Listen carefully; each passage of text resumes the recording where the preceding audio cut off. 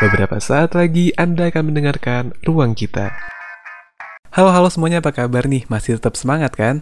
Ya, kita berdoa aja semoga pandeminya bisa cepetan kelar dan kita bisa keluar dari masalah multidimensi yang sedang menghantui Indonesia saat ini. Nggak bisa dipungkirin emang banyak banget sektor yang jadi perhatian selama masa pandemi kayak gini. Selain kesehatan, tentunya bidang ekonomi jadi salah satu sektor yang mengalami dampak cukup besar ya. Bahkan dilansir dari CNBC, Indonesia sudah hampir dipastikan terancam mengalami resesi pada tahun ini dikarenakan pertumbuhan ekonomi yang masih berada di zona negatif.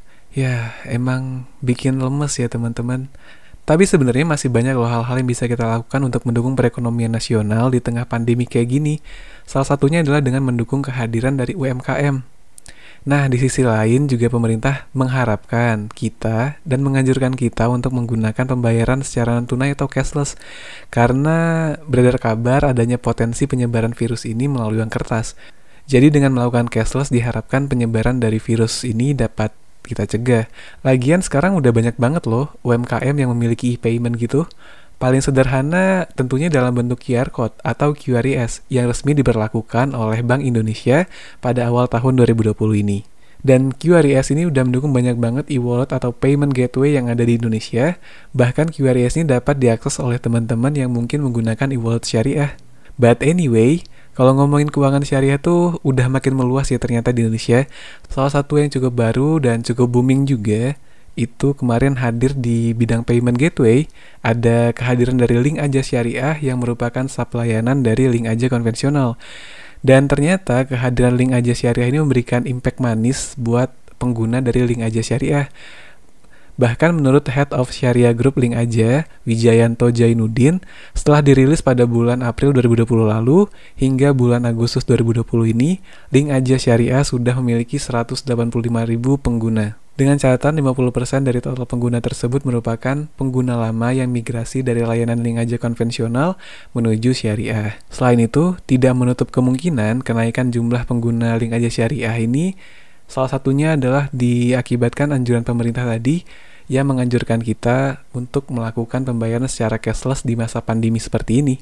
Tapi ngomongin perkembangan digital ternyata nggak cuma membawa angin segar untuk fintech di bidang payment gateway ya, tapi juga di bidang lainnya, seperti di bidang investasi salah satunya. Sekarang ini udah banyak loh manajer investasi yang berfokus atau menggunakan prinsip dengan skema syariah dalam portofolio reksadana mereka. Dengan demikian, diharapkan nih masyarakat bisa lebih leluasa untuk memilih instrumen investasi yang tentunya tidak melanggar ketentuan syariah. Apalagi investasi gini tuh penting banget ya buat mendorong kemajuan ekonomi kita. Gak ketinggalan juga fintech di bidang peer-to-peer lending juga udah banyak banget loh yang menerapkan skema syariah. Apalagi kalau kita perhatikan konsep peer-to-peer lending atau pemberi pinjaman ini kadang cukup sensitif akan kehadirannya riba di transaksinya.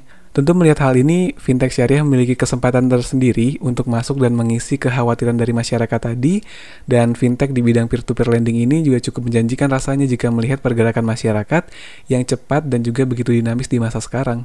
Emang sih ya, ketika kita ngomongin keuangan syariah, bakalan gak jauh-jauh dari konteks Islam, tapi nih ya, yang perlu digarisbawahi adalah ekonomi syariah ini mengacu pada prinsip kemitraan, keadilan, kemanfaatan, keseimbangan, serta keuniversalan, sehingga sangat terbuka banget bagi masyarakat luas, tak terbatas pada golongan tertentu, atau dalam hal ini masyarakat muslim doang. Jadi masyarakat non-muslim pun bisa banget menggunakan keuangan syariah, jadi sangat terbuka banget potensinya.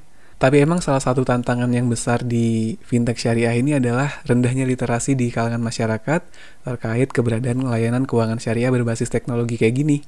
Tapi OJK dan pihak-pihak terkait udah mencoba mengatasinya dengan melakukan banyak banget sosialisasi keuangan syariah di Indonesia.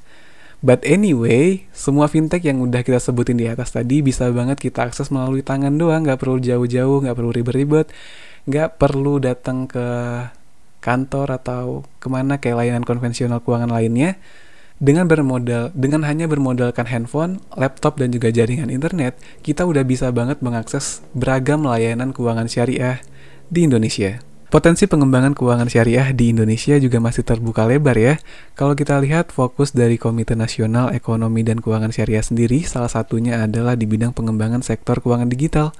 potensi yang besar akan industri halal di Indonesia, baik itu di sektor fashion, makanan, media, edukasi, kosmetik, farmasi, hingga pariwisata, tentunya harus diimbangi juga dengan kemajuan keuangan syariah digital di Indonesia, agar dapat menjadi integrasi interkoneksi antar industri halal di Indonesia tentunya.